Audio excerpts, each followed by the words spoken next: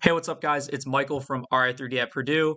After finishing our robot in 3 days and getting a little bit of sleep, catching on some homework and stuff like that, I've been catting out this design for a pretty interesting concept for the FRC 2024 Crescendo game that I wanted to share with all you guys. It's pretty interesting and it might be pretty strong if everything that I'm thinking is in fact true. So I challenge you guys to run this through the manual. I have, and multiple other people have, and we can't find anything wrong with it. But I challenge you guys to disprove it, you know? But basically, the idea here is the ultimate defensive robot. So we have this robot right here that starts, it has this very odd shaped frame. But as you can see with this sketch right here, everything is completely within the 120-inch frame perimeter. You can pause the video and add up these numbers, but this is a FRC legal robot. And so, looking at the CAD right here, we in our starting configuration, nothing is outside of frame perimeter, but we're able to drop down these blocks on either side of the bot, extend these out to the side, and run out these parts as well. And so none of these are actually driven by motors or anything in this current CAD, as this is just a rough proof of concept. But ideally, you would probably run these off of winches and have them on a spring extend, winch retract kind of mechanism to get them quickly out at the beginning of the game. Just a quick peek at the base. We're missing a wheel right there, but don't worry about it. This robot is fully drivable. And so basically the idea is that you would drive this robot across the field and park it right in front of your opponent's speaker. And because of just the sheer size of the robot, we believe that this would be very difficult, if not impossible, for your opponent to score on. It's probably possible to design a robot with a high enough shooter that could shoot from far enough away to score on this robot.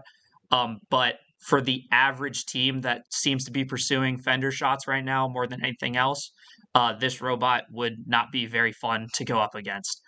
So as you can see here, right in front of the speaker, the robot just parks itself, and you could add even some blocks or something to drop down to make it truly immovable.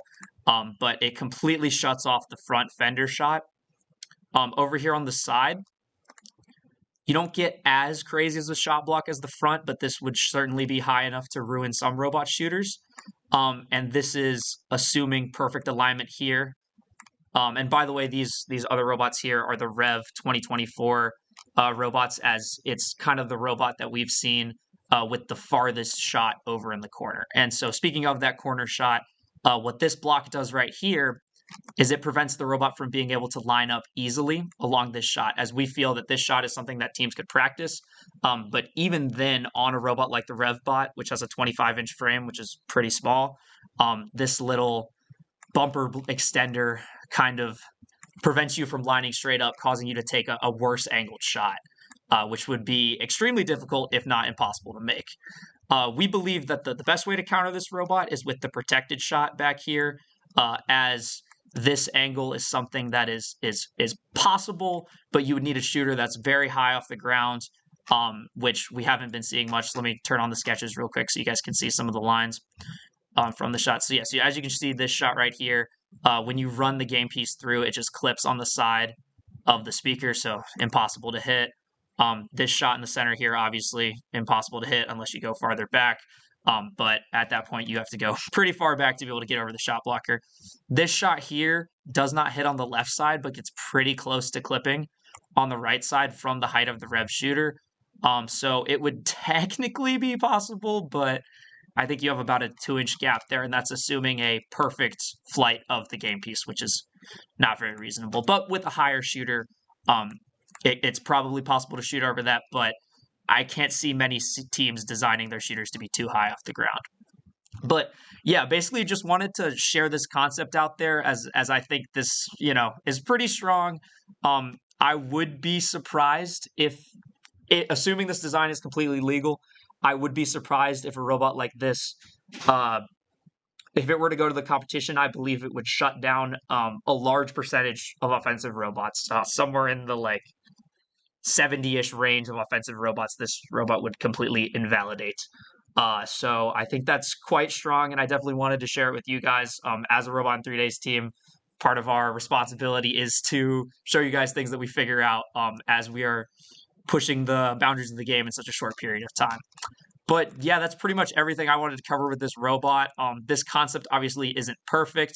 There's several ways to improve it. You could get an even longer extension over on the side with like a curved frame. And right now it's about 10 inches thick, which I arbitrarily decided as a reasonable thickness to still be able to drive and fit all necessary electronics. I'm sure you could fit that thinner and get even more frame perimeter to be able to make even larger shot blockers on the sides and truly even improve the concept. But even as it is, I think this is an extremely strong concept, and I wanted to design something that would be realistically buildable by an average team. I don't think anything here is too complicated for your average district team to build, and I think it would be quite effective. So yeah, and so just to show real quick, forgot to show it earlier, fully extended, this robot is fully within the 12-inch max frame perimeter extension. As you can see here, that's out at 12 inches, that's out at 12 inches, at 12 inches.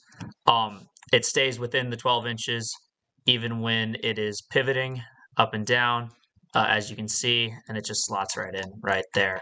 And the whole robot is under the 48-inch max height from the ground. So this robot, extended and not extended, is completely FRC legal as far as we can tell.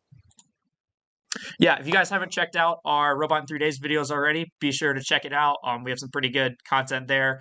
Let me know what you think about this idea. Is there something we're missing, or is it truly as strong as it seems? So yeah, thanks for watching.